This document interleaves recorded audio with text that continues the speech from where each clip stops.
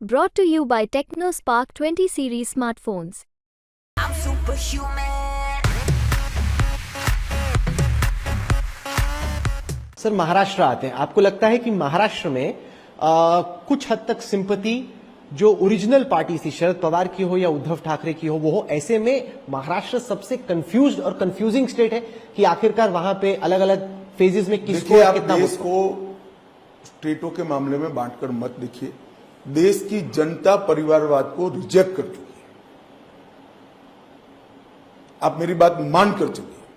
देश के युवाओं को अपनी जगह चाहिए राजनीति में, देश के मेरिट्स वाले युवाओं को जगह चाहिए। जन्म किसी व्यक्ति के हाथ में नहीं होता है। स्किल बढ़ाना, पढ़ना, अभ्यास करना, फैसले लेना और पुरुषार्थ करना किसी व्यक्ति के हाथ में होता है। जन्म तो ईश्वर तय करता है, नियति तय करती है। इसके आधार पर अगर व्यक्तियों को बड़ा और छोटा बनाना है, ये व्यवस्था अलोकतांत्रिक है और देश की जनता इसको रिजेक्ट कर चुकी है। और हम पर आरोप लगाते कि हमने उनकी पार्टी तोड़ी। मुझे एक बात बताओ, अपने बेटे की जगह उद्धव जी एकनाथ जी को पसंद करते थे, पार्टी टूटती क्या? बेटी की जगह अगर अजित पवार जी को पसंद करते तो पार्टी टूटती क्या? अपने बेटे बेटियों के कारण उन्होंने अपनी खुद की पार्टी तोड़ी है और आरोप हम पर लगा रहे हैं। भाई, जिसका राइट था उसको दे देते। पर सर, आरोप तो ये भी लगता है कि इसमें जो इन्वेस्टिगेटिव एजेंसीज हैं उसका सरकार बेजा इस्तेमाल करती है कि जब कोई विपक्ष में होता है तो कहा जाता है कि 70,000 करोड़ रुपए का इरिगेशन घोटाला किया अजित पवार ने, जब वो आपके अलायंस में आ जाते हैं तब उनसे कोई पूछताछ भी नहीं होती है। देखिए, अभी भी मैं फिर से रिकॉर्ड पर कहना चाहता हूं, मीडिया में एक बार आने के बाद हमने एक भी केस बंद नहीं किया है किसी का। हाल ही में वो इंडियन एक्सप्रेस में रिपोर्ट आई कि 25 जो नेता विपक्ष के थे आपके साथ जुड़े, 23 में केस बंद हो। आप तह तक जाए ना, आप भी तो खोजी पत्रकार हो, तह तक जाइए।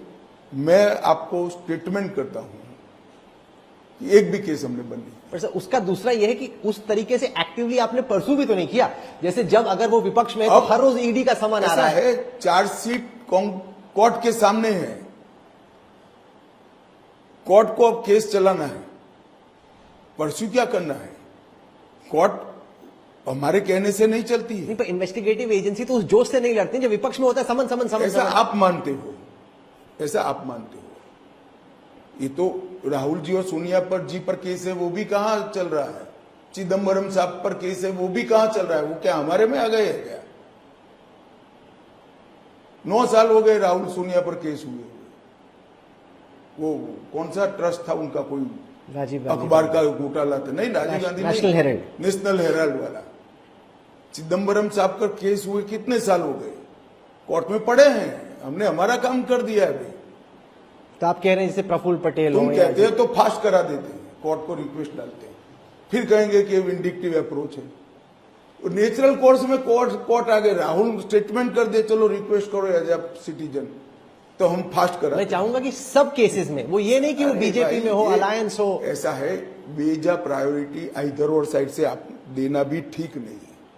आम नागरिक का केस भी महत्वपूर्ण होता है।